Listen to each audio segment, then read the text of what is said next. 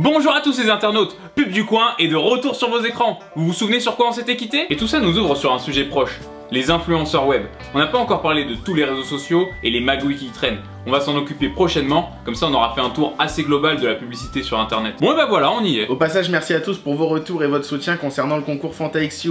Si vous l'avez pas encore vu, n'hésitez pas, nous désormais, on croise les doigts. Alors, concernant notre thématique du jour, on va parler de ces personnes qui, comme vous et moi, sont présents sur les réseaux sociaux, mais qui, contrairement à vous et moi, sont entendus, lus et plébiscités. Vous l'avez compris, on aborde les influenceurs du web. On va parler de contenu sponsorisé, de partenariats ou encore de pubs déguisées. On va voir qui sont ces influenceurs, d'où ils sortent et comment ils ont acquis une telle influence sur le net. Là tout de suite vous pensez au vice et à la thune. Mais calmez-vous les crapules. Il y a aussi des personnes influentes ici-bas qui convertissent pas leur notoriété en vitrine commerciale. Alors déjà, un influenceur web, c'est quoi? Un influenceur est une personne qui a le pouvoir d'agir sur une autre. Un influenceur peut se voir octroyer ce pouvoir par deux choses. Soit c'est un expert dans son domaine, soit il a une certaine notoriété. Bien sûr, cette personne peut combiner ces deux éléments. Si c'est un expert, ses propos font autorité. Les gens se réfèrent à lui car il connaît mieux le sujet. C'est une source créatrice d'informations originales. S'il a de la notoriété, ses propos peuvent également faire autorité. Mais les gens vont surtout se référer à lui car c'est un modèle. Ils s'identifient à lui et suivent son exemple ou ses conseils. Une splendide définition que je viens de copier-coller d'internet. Merci à tous. Donc on résume, nos influenceurs partagent leurs goûts, leurs opinions, leur vie sur internet. Mais où exactement? Quelles sont pour eux les spécificités des différents réseaux sociaux? Attends, je crois que je connais quelqu'un qui pourrait nous éclairer sur le sujet. Oui, bienvenue dans mon entre les deux affreux. Bon, alors c'est un sujet très vaste que vous avez choisi là, mais je vais vous aider. Venez avec moi. Oh oui, vous savez, des réseaux, il y en a plein, hein. Snapchat, Twitter, Pinterest, Instagram, Facebook, oh, il y en a vraiment plein. Mais on n'agit pas de la même façon sur tous les réseaux, enfin. Oui, bon, après moi si on peut faire à la Dream Team Twitter, Snap, Insta, ça me va. J'ai une soirée pâte et bitume à l'officine ce soir, alors... Oh, Twitter tout d'abord, c'est le meilleur du pire, l'antre du diable. Mais on a aussi Snapchat, oh, story de voile de cul et boîte de nuit. Et enfin Instagram, des petites nénettes avec des bouches en cul. Il est chaud ton pote. Je vois pas de quoi tu parles. Bon, on commence par Twitter qui est souvent décrié à tort ou à raison. On le dépeint comme une zone de non-droit où on dit tout et n'importe quoi. On réagit à tous les sujets dans tous les sens, sans la forme, parfois sans le fond. Une plateforme d'expression, une zizanie. C'est un peu le réseau sur lequel on réagit à tous les autres médias. En fait, Twitter c'est à la fois la salle des droits de l'homme de l'ONU et une maison close de la Jonquera. Ah quand même, t'es chaud aussi toi, hein? Twitter, disons que parmi les trois, c'est un peu le site du petit peuple. N'importe qui peut émerger à partir de tweets décalés, sérieux, engagés, de montages hilarants et de parodies de l'actualité. Tout le monde donne son avis et les opinions sont très vite partagées avec le système de retweet, qui affiche sur votre page le message d'un autre. Et il y a une chose à savoir, c'est que c'est aussi le réseau le plus anonyme. Vous pouvez rapidement devenir un tweetos très suivi sans jamais avoir montré votre visage, révéler votre nom, votre ville, rien. Ce qui engendre parfois de sacrées dérives. Vous êtes sûrement au courant, mais Twitter était notamment utilisé par Daesh pour son réseau de propagande. Finalement, sur Twitter, c'est pas vous ou votre vie qui sont mis en avant, mais vos opinions. Donc on parle d'un espace numérique populaire, libre, prisé des jeunes pour 1 son anonymat et 2 sa légèreté. Un tweet c'est court, c'est cru, on scrolle à toute vitesse. Y a pas de sujet plus prépondérant qu'un autre. On passe des news aux tweets de cul sans transition. En gros, on a de l'humour et de la culture urbaine. C'est foot, manga, rap. Des sujets qui bougent en permanence. Le foot, il y en a toute l'année. Le rap, il y a des sorties d'albums, d'EP, de mixtapes toutes les 5 minutes. On débat sur les mangas, sur quel footballeur est plus technique qu'un autre, etc. Mais ce qui est intéressant, c'est que ces jeunes dont la vie est très sollicitée n'ont pas forcément recours à des actions commerciales. Ils le font d'eux-mêmes. C'est leur choix de donner de la force et soutenir ou non le dernier film de Marvel au box-office, ou la dernière campagne de com de McDonald's avec Sangoku. C'est un cas plutôt unique en fait, des sortes d'influenceurs bénévoles. Car ne vous y trompez pas, ces jeunes disposent de communautés de taille, fidèles et réactives. Ils ont un réel poids et jouent un rôle dans les tendances des ados. Si tous vos tweetos déclarent que la dernière série Netflix est un chef-d'œuvre, il en faut pas plus pour que la hype monte. Cependant, rassurez-vous, il existe bien des campagnes de com dans lesquelles on fait appel à des influenceurs. Eh oui, tout n'est pas gratuit. Les placements de produits et autres pubs existent bel et bien, mais restent souvent en cohérence avec l'activité du compte influenceur. On s'est fait connaître sur tel domaine, et on fait de la pub en rapport avec ce domaine qui nous a fait émerger. Exemple, un journaliste sportif qui fait gagner un maillot en partenariat avec Adidas. D'ailleurs, quand j'y pense, on trouve beaucoup de pubs sous forme de concours sur Twitter. Et si on passait à Snapchat maintenant? On a du costaud, ça va faire du bruit dans Landerneau.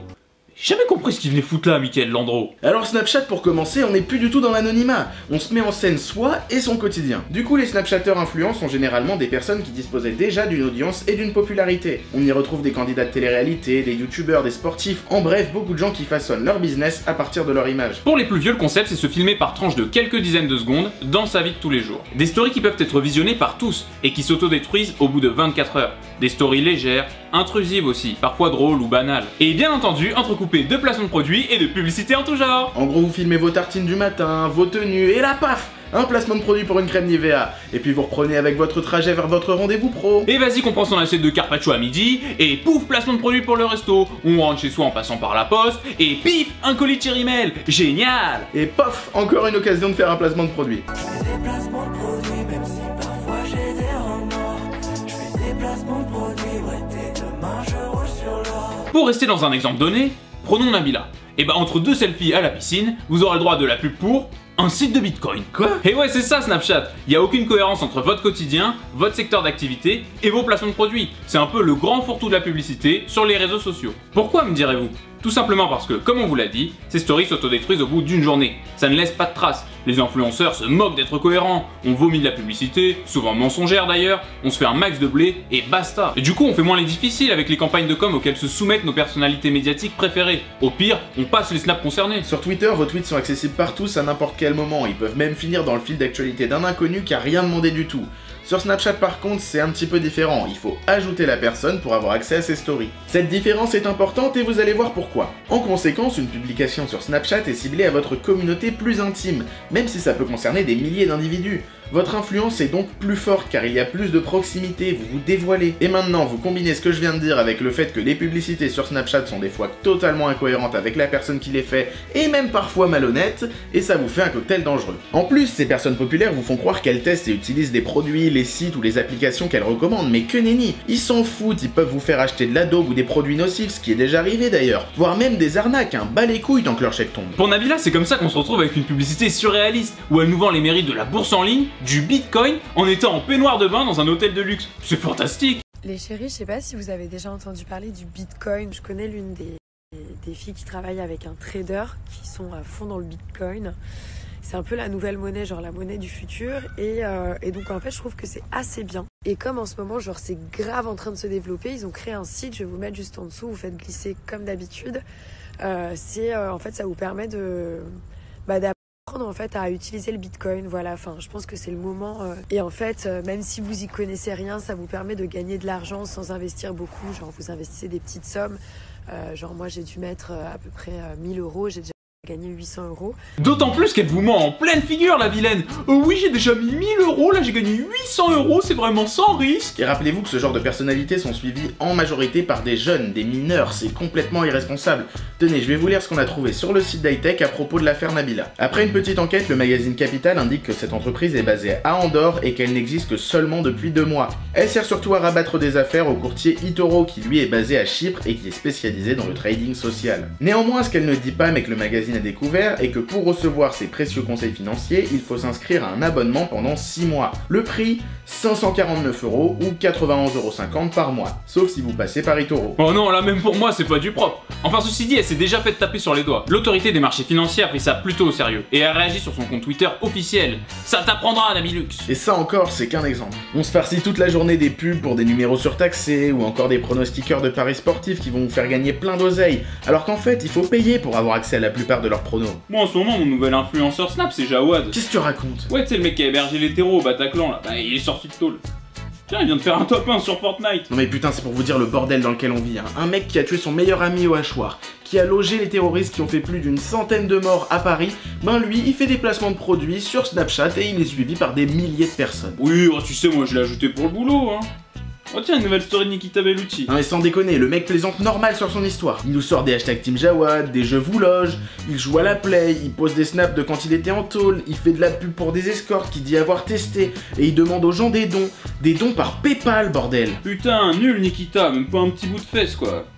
C'est quoi cette histoire d'harcèlement d'abord? Et voilà, c'est comme ça qu'on consomme ces conneries, allongé dans son canapé, le cerveau éteint alors qu'on assiste à du grand n'importe quoi. Bon après y a pas que des pubs de psychopathes non plus sur Snap, on a appuyé là où ça faisait mal. Effectivement on retrouve des placements de produits pour tout et n'importe quoi, et sur ce réseau, l'avantage, c'est qu'il permet de se mettre vraiment en scène avec le produit. Comprenez, se filmer et interagir avec ce dernier. On peut aussi voir des voyages tout frais payés pour les influenceurs, qui en échange doivent se filmer sur place, faire la promotion des lieux. C'est assez commun. Bon bah après tout, puisque c'est l'anarchie que tout le monde fait ce qu'on veut, pourquoi je ferais pas ma propre story Snapchat avec mon placement de produit? Comme ça je suis riche. Début de la story Snapchat de Arthur Ototo, on va commencer le tournage, on se retrouve tout de suite.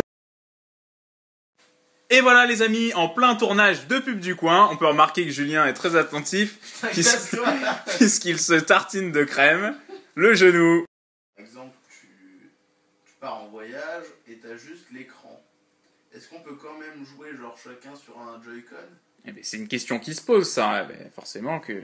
Je me demandais là comment faire ma chronique, mais apparemment Super Smash est plus important. Salut les amours, alors voilà, si je vous fais ce snap, c'est pour vous parler des céréales nutritives Totox, qui sont donc de la marque Totox. Donc j'ai des super codes promo pour vous, je vais vous en parler, c'est plein de super trucs pour votre corps, vous allez voir. Donc voilà, ça se présente comme ça, vous allez voir, il y a plein de bonnes choses à l'intérieur, il y a de la coke, il y a un peu de céréales aussi, et j'ai un super code promo pour vous en faire profiter, donc je vous balance ça tout de suite.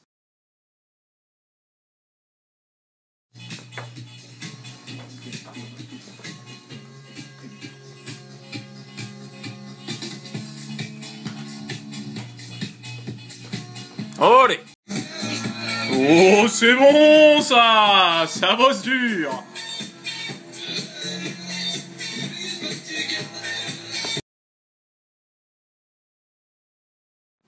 Ça avance la chronique?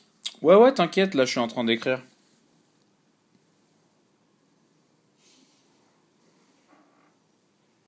Et ça va, je me tire. Bon, t'es pas chaud qu'on passe à Instagram? Chaud. On finit donc par Instagram et il y a quelques spécificités aux deux réseaux précédents qui se rejoignent. Comme Snapchat, on y trouve des personnes déjà médiatisées qui se convertissent en influenceurs, mais aussi des inconnus qui arrivent à se faire connaître grâce à leur univers comme sur Twitter. Sur Instagram, il y a également ce principe de story, où sinon on poste des photos, mais elles disparaissent pas comme sur Snapchat. Alors du coup, on accorde plus d'importance à chacune de ces publications, on les soigne, c'est plus pro. Être Instagrammeur, c'est un véritable métier, c'est le nouveau blog. Chaque post est réfléchi.